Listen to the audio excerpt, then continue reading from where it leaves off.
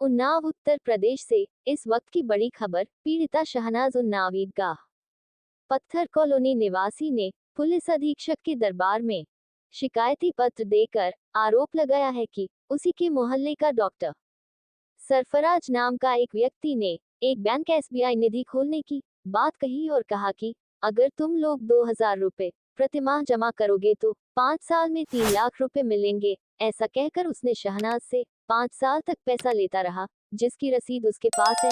समय पूरा होने पर शहनाज ने पैसा मांगा तो उसने कहा कि हमारी बैंक भाग गई है, अब तुम्हें पैसा नहीं मिलने वाला। शहनाज ने एसपी के दरबार में न्याय की गुहार लगाई और सरफराज पर सख्त से सख्त कार्रवाई करने की मांग की। जब वो आते हैं तो ये गाली देकर भगा देते हैं। क्या सरफराज कहाँ रहते हैं? सरफराज ईदगाह पत्थर कॉलोनी में रहते हैं।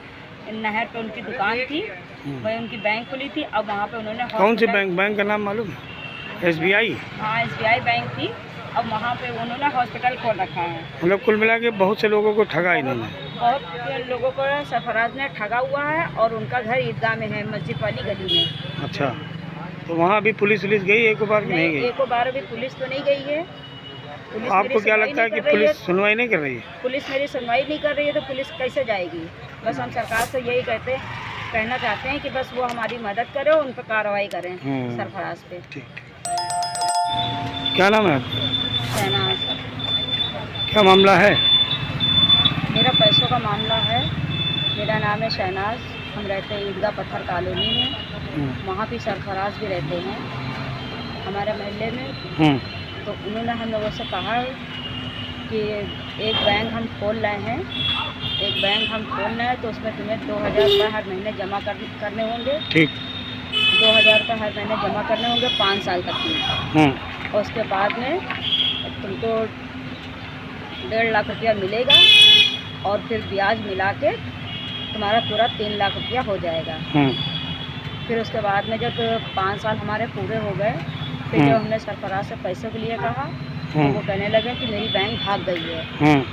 फिर वो मेरा पैसा नहीं दे रहे हैं। अब बस हम यही चाहते हैं कि मुझे मेरा सरफराज पैसा दे दें। जब तो कितने रुपए? 5 साल होने के बाद जब वो हमारा 3 लाख रुपया नहीं दे रहे हैं सरफराज, फिर उसके बाद मैंने एक एप्लीकेशन दी कोतवाली में। फिर पुलिस ने भी पहले इंक्वायरी करी।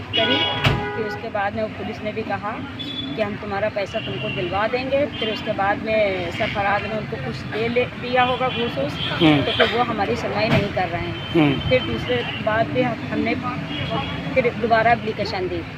फिर दोबारा भी हमने एप्लीकेशन दी। एसपी ऑफिस में गई थी? हाँ, एसपी ऑफिस में गए थे। दोबारा एप्लीकेशन वहाँ पे दी। फिर उन्होंने भी एसपी ऑफिस गए थे। फिर वहाँ भी हमने एक एप्लीकेशन डाली, तो वहाँ भी फिर यही हुआ कि तुम्हारा काम हो जाएगा और सरफराज हम तुम्हारा पैसा दिलवा देंगे, तुम परेशान ना हो। फिर कुछ दिन जब हुए तो वहाँ से भी इनकार हो गया कि हमारे हाथ में अब नहीं है। सरफराज पहले बोले कि पैसा हम दे देंगे। सरफराज ने पहले बोला कि हम आधा पैसा दे देंगे। फिर उसके बाद में सरफराज ने पता नहीं क्या सोचा, फिर वो कहने लगा कि अब हम कोई भी पैसा नहीं देंगे। शहनाज को 3 लाख रुपया देना था उनको, तो वो इनकार कर रहे हैं। पुलिस ने क्या कहा?